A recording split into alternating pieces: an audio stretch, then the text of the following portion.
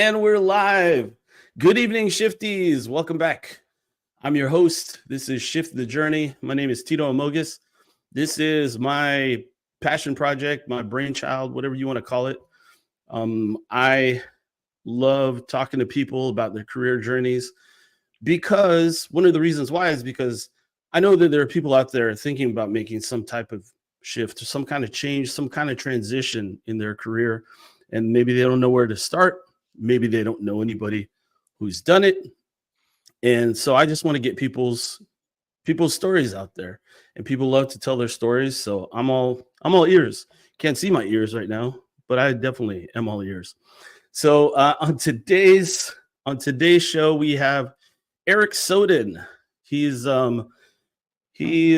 somebody that I just met a few minutes ago. Not even lying right there. Just met a few minutes ago. And unless you count LinkedIn. Oh, well, I mean, I don't know, because that's like face to face. First time face to face. First time face to face. There are like probably a few hundred miles between us. Where are you located right now? Right now, I am in Michigan, just outside of Grand Rapids. Okay. Yeah. Normally GR. in Dallas. Okay. Yeah, my son lives outside GR. We like going up there, but it's a good area. Yeah, especially in the summer. Yeah. Yep. We've actually only been in the fall, and so I mean, also beautiful. Yeah, it was beautiful. So hey, let's get started. So tell us a little bit about yourself. Where are you from originally? So grew up in Wisconsin, born in Eau Claire, Wisconsin, grew up between Madison and Milwaukee. So that's where I spent all my formative years, I guess, and then moved to Minneapolis after college, and I've been in Dallas now for 18 years, I guess. And yeah, now we're starting to split time between Dallas and Michigan. So interesting. Mostly if anybody from Dallas or that area, last summer, not this summer. This summer was actually okay, but last summer was pretty rough. So even the people I know who grew up in Texas are talking about leaving. So it got pretty rough. Heat wise, are you talking about that? Yeah, just very hot, hot. Yeah, so many days over 100 that it was it made it pretty hard to enjoy the summer. So. Oh yeah, well, last year I want to say it was last year that we broke all the records, like worldwide, hottest days on record, right? Yeah. I'm in South Mississippi, Long Beach, Mississippi. I'm about halfway between New Orleans and Mobile, and it is hot down here. I mean, it's like the high today was probably like 88, 89, but like high humidity. Yeah. And so last summer I was like, I need to leave here. It's so hot, you know? Yeah. So I completely understand. So what did you go to college for? I went to school for MIS, so Management Information Systems. So my goal, I guess, from the get-go was some kind of IT type career, some sort of technology career. Yeah. Is that something that, I don't know. I took the long way around when I joined the military, and then like while in the military, I was like, I don't know what I want to do for the rest of my life, and I had so many majors until my last job, which was like a data analyst job. Then I was like, ooh, I want to do this when I get out. So was there, did you take the long way, or were you somebody who was like planned out and like, I definitely want this? It's interesting. No, I guess it was a little bit of a long way. So I went to school for MIS, like I mentioned, and then I had some internships. I had some internships at school with the help desk. I had another internship at a law firm developing a website for them, and then I had another internship at a company called Cargill out of Minneapolis, and it was great. Each of them were different experiences. But then when I graduated, it was really a question of what am I, IT is very broad. So even MIS, right? You could be a programmer, you could be somebody in security, you could be somebody in data analytics. And the stuff that I really found, I've told this story before if you follow me at all, but I feel like IT is a little bit like it's a little like the utility companies. Nobody calls the utility companies and thanks them for the lights being on for the last 10 years. They only Right. call the day the lights go out, right? And Right. it's nothing but someone you're just getting cursed out because and again, it's like when's the last time you sent flowers or a nice gift basket to your local internet provider? It doesn't Yeah, happen. You never. only talk to your internet provider if there's a problem. And that's how I Right. felt a little bit about IT, and God love the people who who have passion around that. But I felt like, a lot of the parts of IT didn't bring me a lot of joy. So I actually almost went to law school because Wow. I wasn't sure that IT was going to work. And then that's when I fell into data analytics and consulting. And the thing I liked about data and analytics was somebody had some problem or some process that took a long time. They were cobbling stuff together in Excel, or they wished they had a report they didn't have, or whatever. Somehow they were trying to get data and they didn't know how. And I happen to have the keys to that kingdom. And so when I opened that up and I got those things for those people, they were really happy. And they're like, in my career, I've been hugged, I've been giving a standing ovation, and you don't get that when you're in IT security. The only time you get talked to when you're in IT security, when there's a breach, or you have to go talk to somebody because they're doing the wrong thing, and then Right. they don't love you for that either. So there's just aspects of IT and all all things in life, right? That sometimes you get a lot of credit for. And I felt like it really brought me a lot of joy to work with the users on things they didn't know how to do. I did know how to do, and they were really happy that I would do it. Yeah. And so that was the first reports I ever wrote were in Crystal Reports back in the day. Oh, wow. And yeah, and then that was sort of where the bug bit is I just was like, wow, it's really cool to help people get this data. And then of course then they solve business challenges, right? So whether I'm Yes. taking an 8-hour or 20-hour process off somebody's plate, we just did a project recently where somebody was doing a health and safety report every Sunday for the Monday morning meeting, Oh, and they'd been doing it for years. And yeah. so we automated. It wasn't a big task. It was, something 2-3 hours every Sunday, but it's 2-3 hours every Sunday. Yeah. And who wants to be doing a 2 or 3 hour work project every Sunday for years, building the same No. report? And then all of a sudden, the Sunday that comes when it just goes out automatically, it's a Oh, big yeah. deal, right? Like that person sent a really nice email about our team and just saying like, oh my gosh, this has been a real challenge for us, or a real challenge for me. And I didn't even realize how bad it was until I didn't have to do it. And my wife was pumped. I was pumped. We were able to do stuff on Sunday. And it's just like, it's like those victories where you're like, man, that's pretty cool. Right. Like Yeah. Oh, yeah. I don't know that we're doing, life-saving missions over here, but we Yeah. are doing some stuff that really gives people time back, allows them to make better decisions with their data, et cetera. And so, yeah. Yeah, that really, I mean, hey, that speaks to me too, because I'm in the same space, right? And Yep. so getting these projects where it's like, oh my gosh, we're going through all the manual processes and all that. I'm like, this like hurts me way down deep for Totally. you, Yeah. for Yeah. It's you. It hurts me 2024. for you. How are we still doing Yeah. it like this? Yeah, exactly. And it's like, why it's I don't know. I was about to go into like the rabbit hole of Excel and everybody's got their own, but let's stay on topic. But Sure. Yeah. what is what really resonated with me was like, yes, when they finally get that automated product, they're like, oh my gosh, this is amazing. I Yep. feel good about that. So Yeah. yes, Yeah. I can definitely relate on that end. So when about was that when you were at Cargill? Is that when Yep. you Yeah. So started straight out of getting into college, that's when I analytics? started in doing that. And it was cool. I was put in charge of a project to do a software selection of BI tools, and then Okay. also help implement it. And I was able to help stand it up in both the United States and in Europe, which was cool as a fresh out Wow. of college kid. So that was Yeah. really neat. And then my next move was into consulting. And so with the idea of, wow, standing this up was the fun part. Supporting and maintaining it, and the long journey after that, which thankfully some people are really into, wasn't really Mhm. for me. Like I'm really into the like big bang, let's go, let's do something crazy, let's implement something new, right? Let's get this ship, the ship moving in the right direction. Right. And then, you can take it from here, which is why, now I run a consulting company. But the cool part then moving into consulting was everybody I was talking to really they had some sort of vision. They really wanted to do something. They just weren't sure how to do it or how to accomplish it on their own. And so we were able to come in and say, hey, talk to me about what you want to be able to do. Here's what we recommend, and then basically help them do it.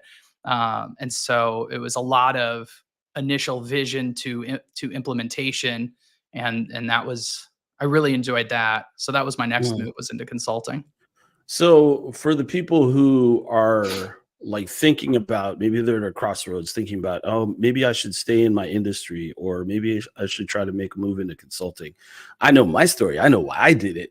But what are the things that you would say are like pros and cons of like specific industry? Like, because I know people who are in industry who have worked for the same company for like 20 years or 30 years Sure. or 40 years, and others who have gone into consulting and they've worked with all the different industries like you and me. So what are some of the pros and cons on either side that you weighed out? Yeah. No, well, I'm going to answer that. So I'm just going to tell you real quick, the rest a little bit, just real quick of what I did. So I went from consulting into software engineering or Mhm, solutions engineering, which is more of a sales role. So mhm, where you are with the salesperson, you're the technical person who attends all the meetings and helps people understand what was going on. Then I moved into sales. Then I ran a division of a professional services company, and then I started Capitalized Consulting, Capitalized Analytics with my business partner Brian, 11 and a half years ago. So I'll answer your question now, though. So, but we can talk about each of those spots because they're all very different.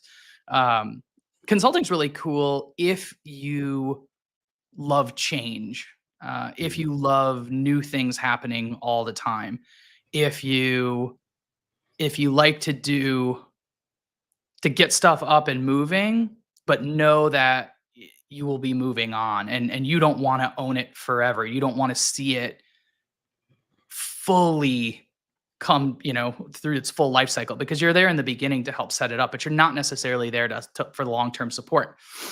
Right. And so for me, you spend a lot more time on net new projects, new people, new personalities, new companies, new industries, new functional areas, new technologies that you're always having to work with. It's very much like you're always on stage a bit, because you're coming in and chances are, right, you're billing these people, and they want to get what they paid for, so their expectations are going to be very high.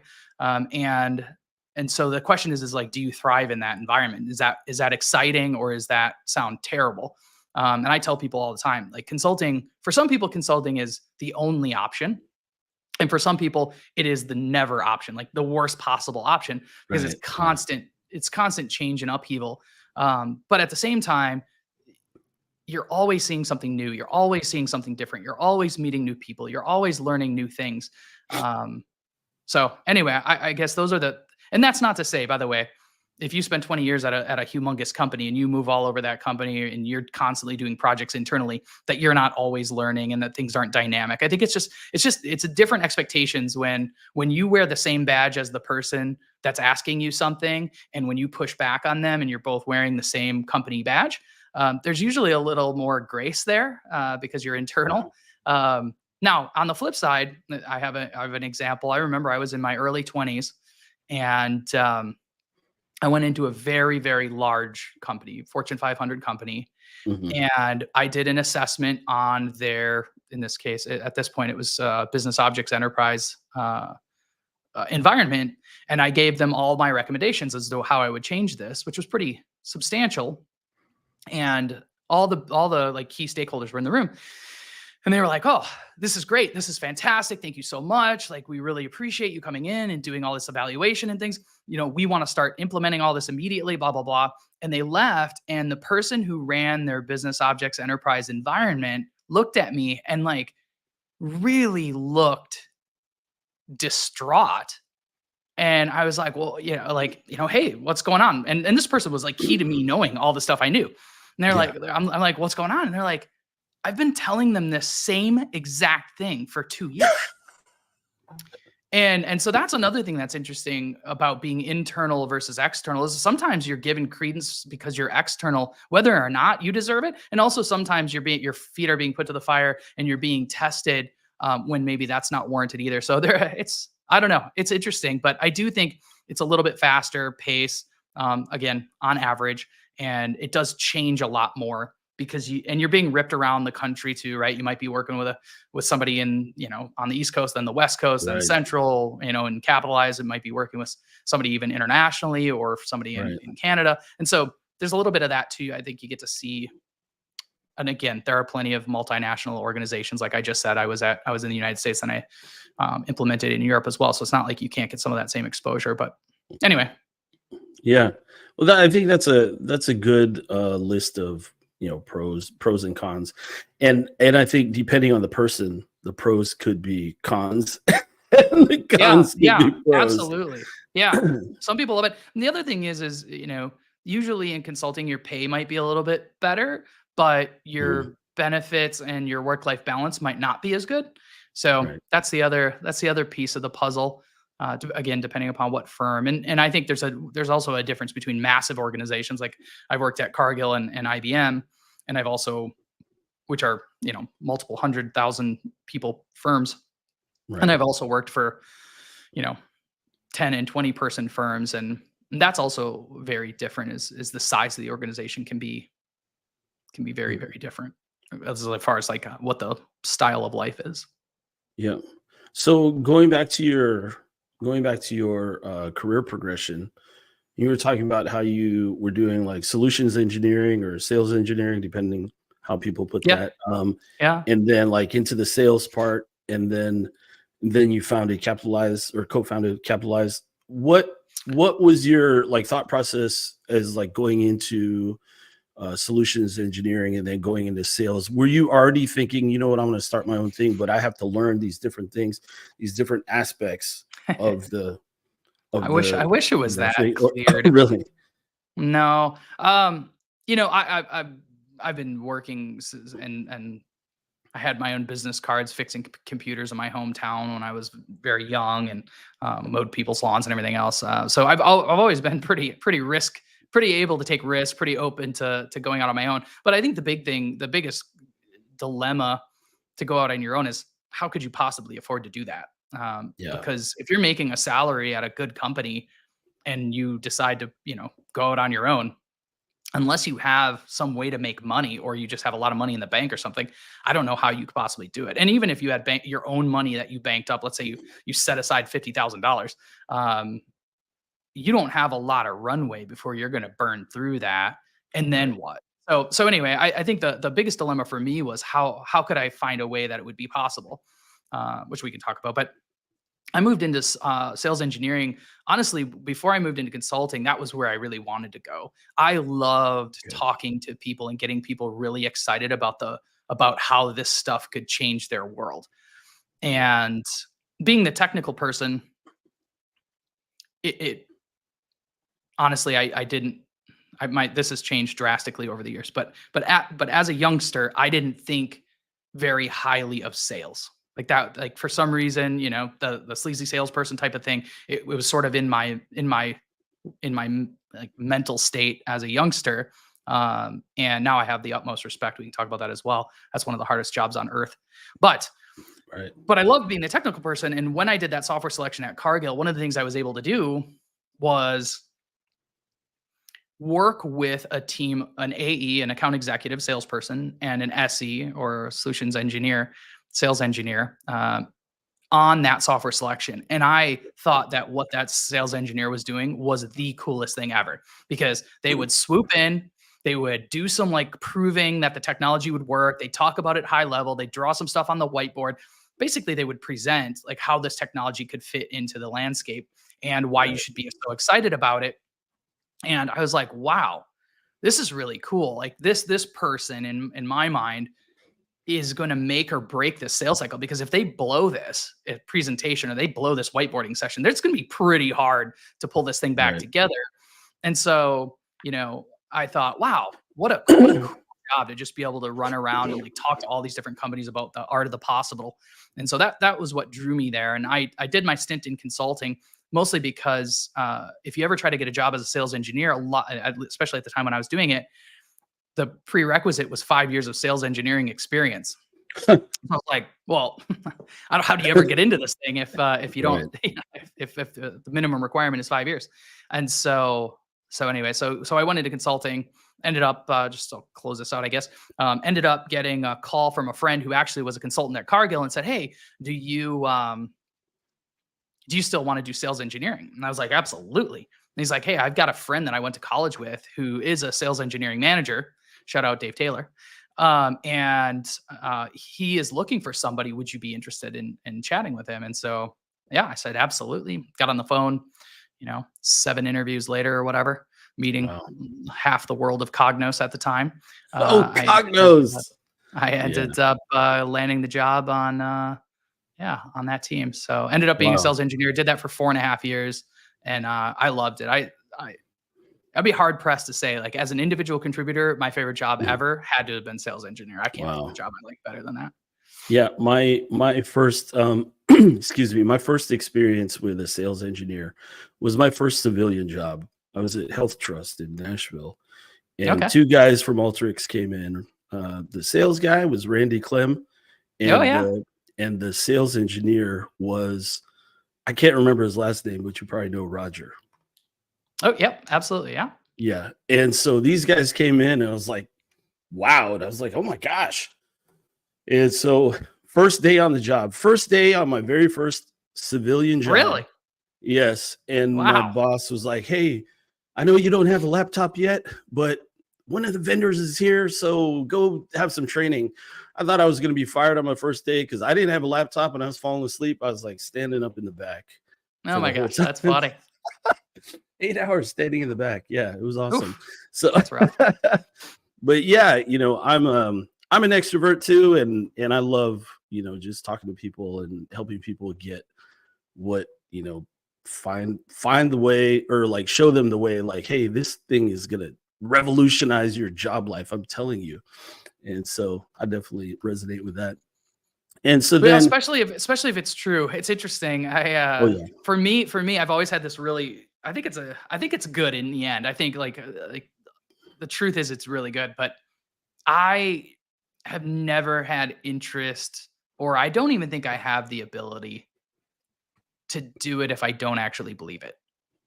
Yeah. Yeah. There's a lot of sales engineers that are at companies where the technology doesn't work very well. Mhm. And that's tough because I don't know. I feel like as a sales engineer, you're really putting yourself out there and you're saying that you believe that this is the best thing for them. The salesperson, you can give you can I can see how, like, that's a different job. And their goal, they don't even necessarily know. That's the other part about sales that I give a little bit more grace is they're told it works and they have to go because they're not engineers by trade and they're not IT people by trade or whatever. So they are a bit going based on what the company is telling them. And if you tell me that this works really well and I trust you, I'm going to go do it. If you're in sales engineering and the stuff doesn't work, those people seem to really end up having a pretty tough time. So if you're a sales engineer out there and your software doesn't actually work very well, move on. I think you'll be a lot happier. Definitely. So after your 4 years as a solutions engineer, you decided you were going to go onto the sales side. Like, that's probably the biggest shift. You talk about shifts in your career. Yeah, that was a big one. It was a really interesting time for me because I did love it and I got really good at it. When I talk to people about this sometimes. So when I first started as sales engineer, I would prep for a 1-hour demo for 8 hours. By the time I was done with my sales engineering job, you could ask me right now, Eric, can you show me, and then pick any part of the Cognos, tool set, and I could just pull it up on my laptop and show it to you and not be nervous because I just knew it really, really well. And so it started to get a little bit kind of like, what's next? I felt like I'd conquered that part. And so it was a bit of soul searching because, yeah, SEs, it's a good paying job. Mm, And so your question is, or my question to myself was, what am I going to do next? I could become a sales engineering manager. That would be an option. We'd been bought by mhm, IBM. So Cognos got bought by right, IBM while I was there. And so now we're part of IBM. And so I was talking to people about sales engineering manager roles. I was talking about sales roles. And then my other option, at least as I saw it, was go be a sales engineer somewhere else. And so I talked to right. people outside of Cognos about those options. And it was like the move from SE to SE to just another organization is like, okay, so I'm going to know nothing. It's going to be really hard again. I'm going to Mhm, learn another technology. I'm going to be the low person on the totem pole, and I'll make, probably, I don't know, 20% more money, 10% more money, whatever. But like, I don't know. It just seemed like, oh, I'll just be here for a handful of years and then I'll be in the same spot. It's like, okay, now I'm good at it, but I'm bored. And so right. I didn't think that felt like a long-term or like a good strategy. So then I was looking at the management side of things, and it was interesting, but there was some part of me. So, when you're a sales engineer, you're an asset to the sales team. And so the Mhm, salesperson, it drags you all over the place. And I'm going to be slightly hyperbolic here, but the SEs really give the AEs a hard time because it's like, you didn't prep this, that you didn't prep me, we didn't set up a discovery call up front, you didn't have enough information, this wasn't qualified, this isn't even a real deal. And you flew me across the country to come do this demo or proof of concept or whatever, and it turns out the opportunity is garbage or whatever. And so the sales engineer do get drug around by the sales team, and there's a lot of kind of you're really required. The better the AE is, the better you will be, because they'll put you in good positions to be amazing. mhm, I kind of like a coach or a quarterback almost, right? Is if you have a terrible quarterback, it doesn't matter how good your wide receivers are. right. And so my thought after giving the sales team a hard time, and seeing other SEs give the sales team a hard time, I was like, you know what? Maybe I should put my money where my mouth is and go try this. And so yeah, so that's what I did. Wow. So was that a tough transition for you? It's I tell everybody I did it for the money, which is true. There was really no other there wasn't really much, and learning and learning and learning and learning. But and I always tell everybody I made 20% more money Mhm. and I worked 1,000% harder Oh, to get that yeah. money. So it was really it's a fascinating. It's the hardest. It's by far of all the jobs I've done, that's the hardest one of them. And so it doesn't actually matter what job you have if it hasn't been sales. I think I could say that, but as an SE or as an IT person, or an analyst or a data scientist or whatever, somebody needs your help. Yeah. So people fill up your calendar. And Mhm. so I was talking about, you flew me to this, one day I was like in Phoenix, I was in Kansas City, and I was in San Antonio, within like a 3-day period or something ridiculous. Oof. And just always on airplanes, just go, go, go. And I would show up to things. I remember one time I showed up to a demo. I don't know if I hope somebody from American Airlines sees this. So I was at Cognos. This is many, many, many years ago. I don't even know if they still use Cognos, but the Cognos rep, Phil Burgess, told me, Phil Burgess, I know you're still out there. And he told me, hey, is there any chance you could pop in to American Airlines and do a demo for their internal user group? The guy, the manager there, and their team, so it's really not a big deal. And I was in the middle of this huge project, and I didn't have time to prepare. And I said, I really do not have time for this. I'm going to have to work like very late into the evening in order to get my stuff done. And he was just like, it's not a big deal. It's not a big deal. Just you have all this stuff cold. You can just walk in. They're going to ask you some questions. Just do whatever. Okay, fine. So I show up, and American Airlines, big company, right? This isn't Mhm. this isn't a joke. So when you roll into this place, it feels big and important and all that sort of stuff. Yeah. And anyway, so I go up to the front desk lady and I said, "Oh, hi, I'm Eric Soden. I'm here to see so and so for the user group." And he comes and he picks me up, and we're walking, and he takes a left, and I'm like, no, there's nothing good to the left. Like, I know where we're supposed to be going, and that is not to the left. And he pushes open these 2 double doors, and it's like the world's largest boardroom. There's like 100 people. There's 100 people in this room or something like that. And as he's opening the door, I said, "Oh, is this just your team?" And he goes, "No, this is the corporate work, like the corporate user group for all of the company." And I was like, "Well, how many people?" And he's like, "Well, there's 100 and whatever in here, and then there's like 700 on the phone." Oh. And I was like, "What?" And so anyway, so I'm like, "Hey, can you buy me like 10, 15 minutes?" He's like, "Oh yeah, I've got some stuff I have to talk about before this anyways, and some presentation." And I was like, "Great." And so I just pop open my laptop and I just scramble because I've got other companies' logos. Like, I thought this was very man. like I didn't think that, I thought this was casual. And so I like zipped through my demos, double check that all my clicks are going to work, that things aren't going to break, yada, yada. And I ended up doing it. It was, I threw in the American Airlines logo everywhere, and it ended up working out okay. And it was great. It was fine. But anyways, but that's the kind of stuff as an SE, right? You're just ripped places all the time.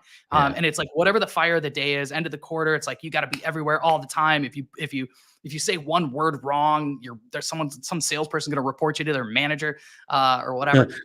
So it's pretty intense. It's a very intense. I loved it. Like I said, it's still probably my favorite job. But so anyway, so I thought, okay, I've got to go and make this transition because I really have to see how the other side of this works. Well, so in all these other jobs, whether you're a data analyst, whether you're a developer, whatever, someone is asking you to do stuff. And like I said, just an example. So my calendar as an SE was just blocked full for the foreseeable future until the day that I switched from an SE sales engineer to an account executive, a salesperson. And then it was empty for the rest of the calendar. What? And that was the fundamental, like, mind bending experience here, to keep it PG, was nobody wants to talk to salespeople. Nobody needs you. The only person who needs you is your manager when they're going to yell at you for not selling enough stuff.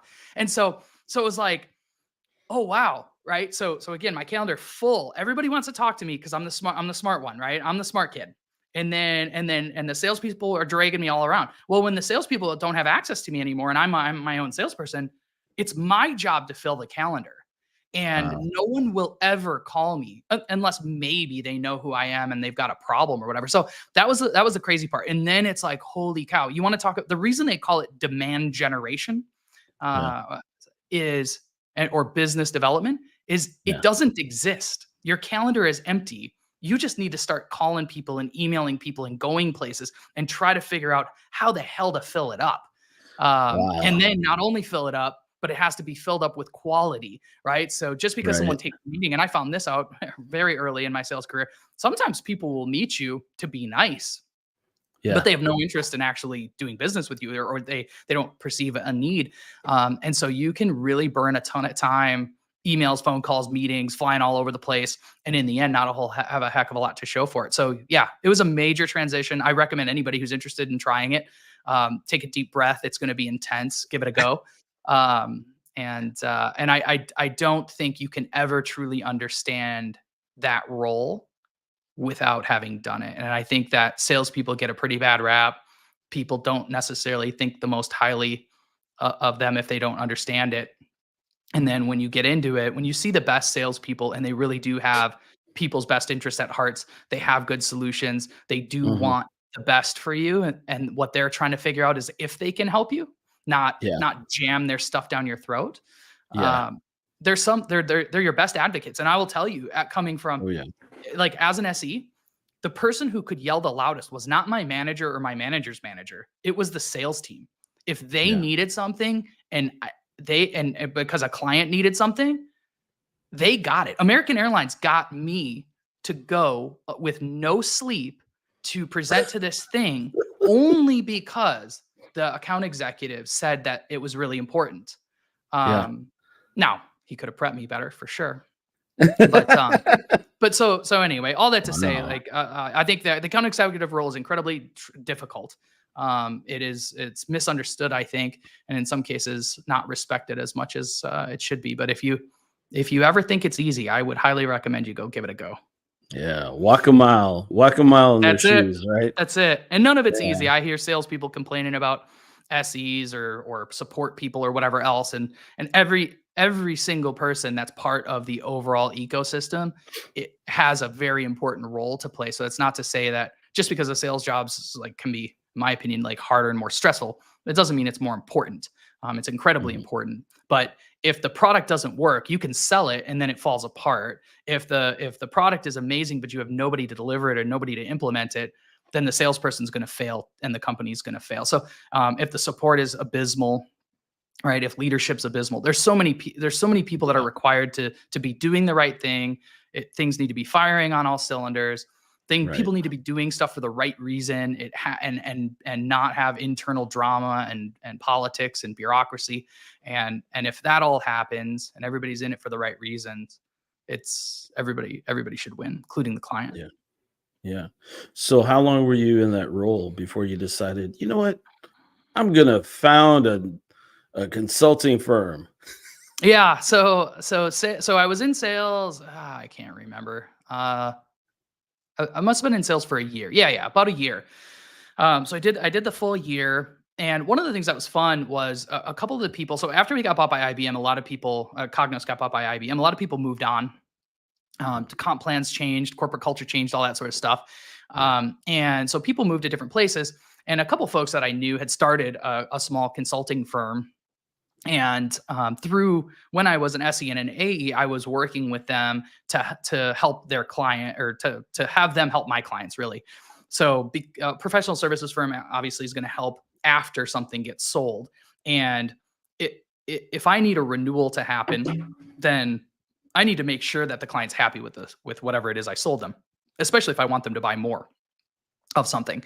And so a lot of times what will happen is if it doesn't get implemented properly or a key person who really knew how it worked really well leaves, the software doesn't change, but the implementation of it does, right? So if the Right. implementation is not good and you implement it wrong, it's not going to work well. If it atrophies over time, things change, the business changes, database Right. changes, all of a sudden the reports start breaking, whatever. So one of the things that we needed as a vendor was somebody who could do after sale care and make sure that that client stayed happy. There was no time for us as AEs or SEs or the vendor to really do that, the care and feeding stuff, the TLC. But the professional services firms, there were. And so built a really good relationship with a firm and ended up going there to run a division. So I ran a P&L for that consulting firm for a couple of years before I started my company. So I moved back mostly because same sort of idea. Like I sales itself was a great spot. It didn't feel like a career that, Mhm. like I said, I worked 1,000% harder. I made 20% more money. Like it was not the perfect equation. And so I went back to that because I thought, well, if I can grow a business, having seen the technical side, having seen the pre-sales side of the world, and then having seen the actual sales side of the world, hopefully I can bring all of that together and help grow something. And I didn't have the financial means to just stick a shingle out and hope for the best. And I didn't have any seed clients. So anyway, so going and running this division was a way for me to build a P&L, a profit and loss statement, a income statement. And ideally, the goal was if I could build that P&L big enough that my bonus would be based on the profit. And if the profit got really big, then I would make quite a lot of money using all of the skills that I had developed over that time. And that I did that for 2 years, and that was going great.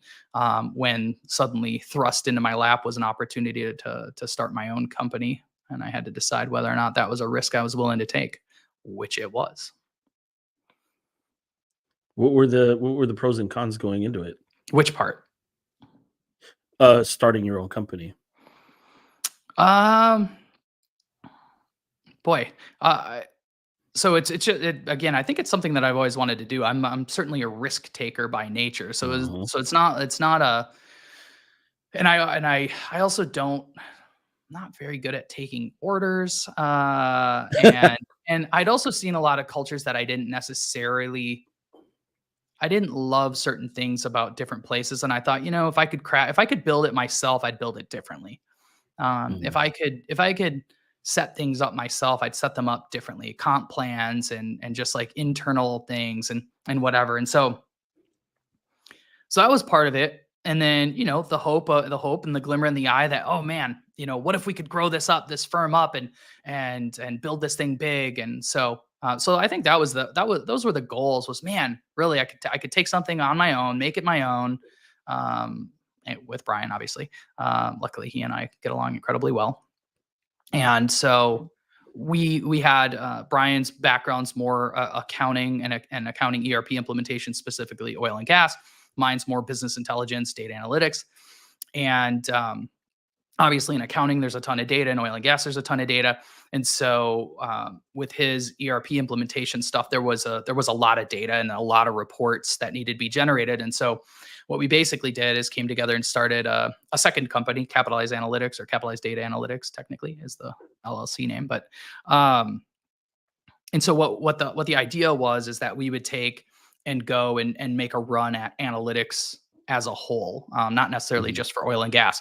But the beauty is there was some work there already that needed to be done in oil and gas, utilizing Cognos, which I happen to know already. And so that was the impetus. Was, okay, there's some clients here already. We have enough to at least get this started without it being like financially catastrophic.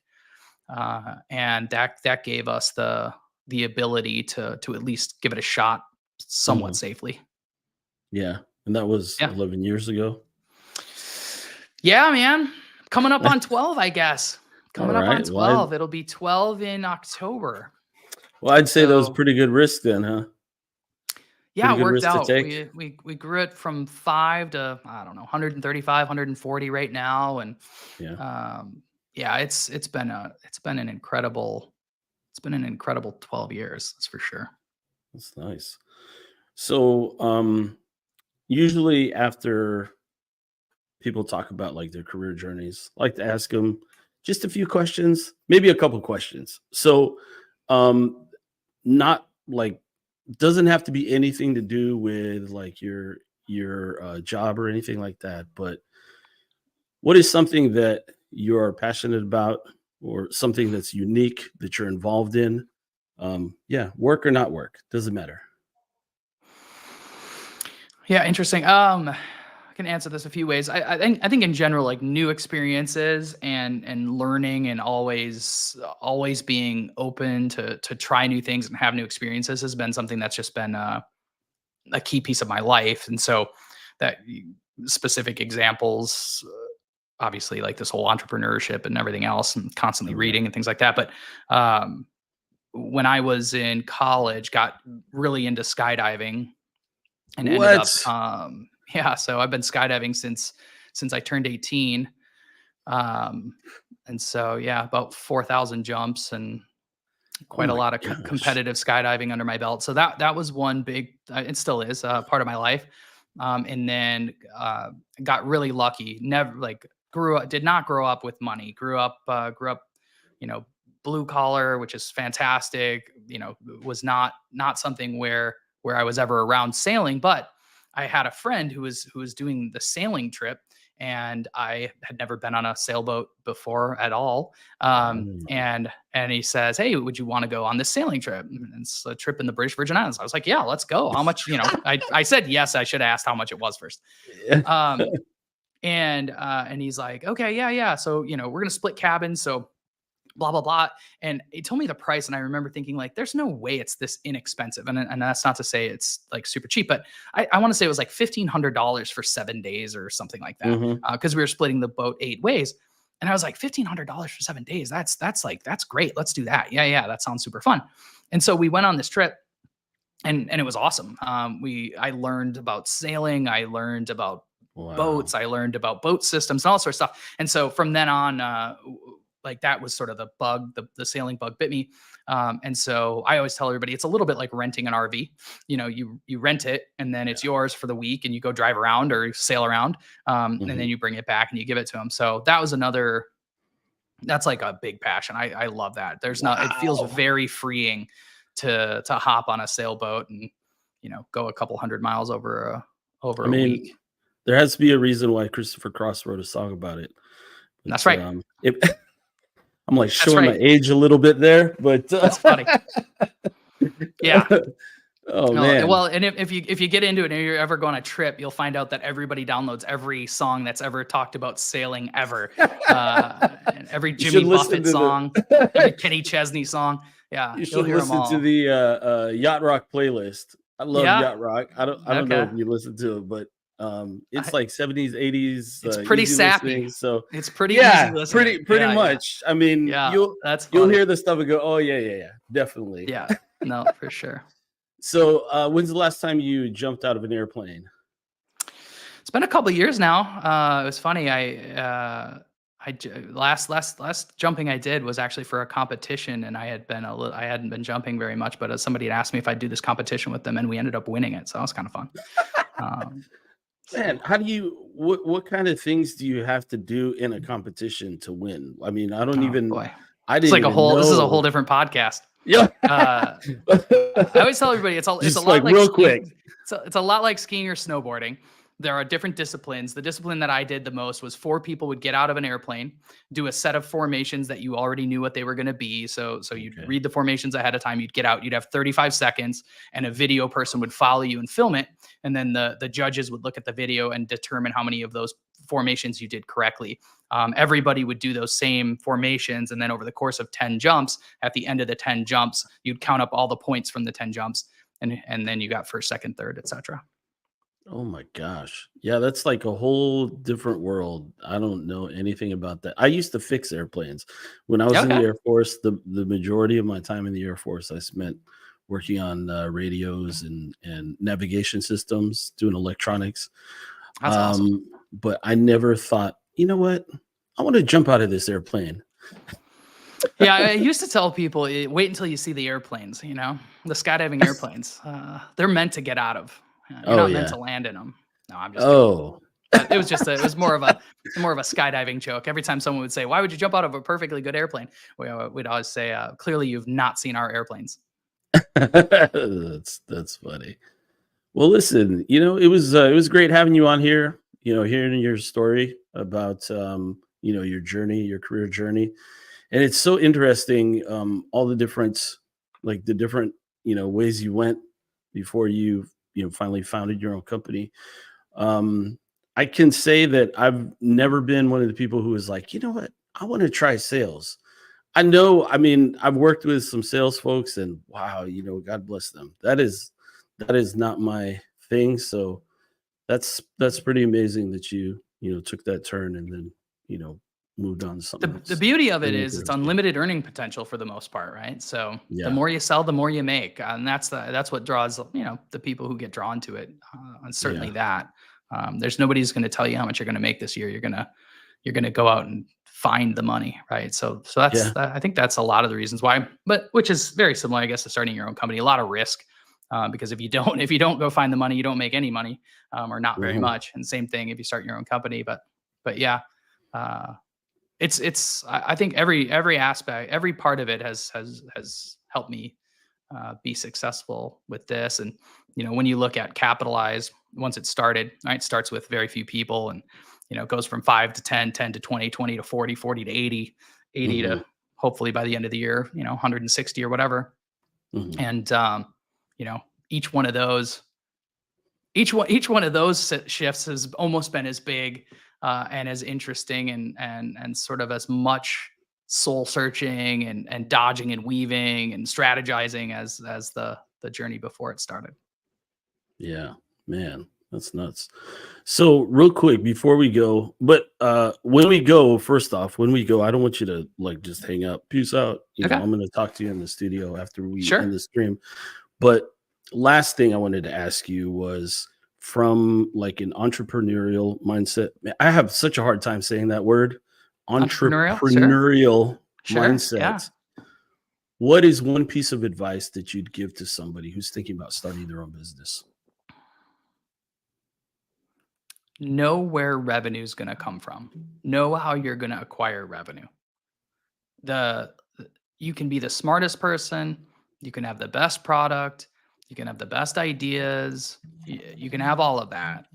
But if you do not have a way to get people to pay you for that stuff, you will be in a bad situation in a very short period of time. And it's hard. It's way harder than anybody. I hear so many people talking about starting their own company because of those things, right? Great product, great idea, super smart person, whatever. And you'll find very quickly that if you don't have a clear path to revenue, and if you think about, like, if you're making $150,000 a year or whatever, and you're about to give that up. So now every year, we'll just call it 100 to be on the making an even number. Every year you're going to lose $100,000 by making this decision. So in order to just break even, so to speak, you need to sell enough stuff to, after all the expenses are taken out, and if you're taking airplane flights and all this other stuff that you got to do, if you're hiring people and paying payroll and whatever else, your profit has to be at least $100,000 just to break even versus just keeping the job that you had. And that's not to discourage anyone from doing it. So what you want, of course, is you want to make way more than you make as an individual contributor, as an employee, or as a manager at a company or whatever. And so just make sure that you've really done, and I can't even remember which book I read that said this. Might have been the Diary of a CEO. I can't remember now, but that's a great book, even if that's not in there. But what it was figure out and ask yourself why it won't work. Kind of with all of your ideas, really focus on trying to rip it apart and knock it down, because we get so excited. And if we ask people, they'll pump us up. Oh my gosh, you should totally do it. You should totally do it. Oh, it's going to be great. You're so smart. It's so awesome. It's so whatever. And it doesn't really matter what it is. And I still have to do this every time we decide to make an investment in something. Like, I try to destroy it before we ever try it.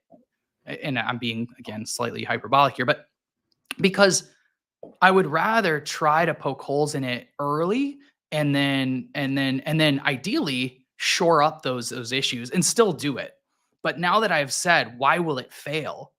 Well, I only have savings for 3 months. Well, okay. If that's the case, right, then okay, how could you possibly fix that problem? And so if you can figure out the 10 reasons why it will fail, and if you can say, what if this happens? What if this happens? How am I going to get I won't have insurance, or, whatever all the things are. And if you can answer those before you do it, you should be in a better position, because you've thought of the potential problems ahead of time and you've already accounted for them. You've already come up with solutions. But anyway, the revenue one's really hard. And be reasonable. Like I said, like, after you take all the money out and all the expenses are paid and all your employees are paid and whatever, what's left over is what you get. And is that enough? And is it worth doing? And will that bring you joy? And what's your long-term strategy? Like, to me, that's probably the biggest thing, is just being an entrepreneur isn't necessarily awesome. It's super stressful. Everything rides on you, making it work. And it doesn't. I mean, you can look up the stats, right? Most companies fail. Yeah. Well, that's really good advice. I think hopefully somebody out there who's thinking about starting their own business and they're like, oh, it's going to be sunshine and roses. Hopefully they heard that and get a dose of reality. Yeah. Don't do it, before you really, they get through. Yeah, for sure. Definitely poke holes through it. Yeah. Man, well, I really appreciate you being on here. Really just, sharing your story and all the different things about it, and like sharing about your company. It's really good to hear that stuff. I mean, I like hearing about people's journeys, because mine is quite colorful as well. Maybe not like didn't go into sales, but yeah, pretty colorful. You've done plenty, my friend. You've done plenty. Thank you for your service, by the way. Oh, thank you for your support. But yeah, I always like to tell people, if you're thinking about some kind of career change, if you listen in here, you watch this show, we can't provide you with a blueprint, but we can give you evidence that it can be done. You just got to do your homework and to connect to people. And, that's one of the things. Network, always. But next week, we got coming up next week. Oh, good friend of mine, Tracy Curry, who is also retired from the U.S. Air Force. We served together. We actually fixed airplanes in Georgia, and then we were stationed in Mississippi together, and starting our first any kind of analytics type jobs. So that was interesting. So she's going to come on and talk about her. She had a SkillBridge internship, and then she does ServiceNow development now. So that's gonna be a good one. It's gonna be interesting. She's a little bit shy, everybody, so go easy on her. But until then, you guys have a great week, and we'll see you next time. Peace. Thanks. Peace.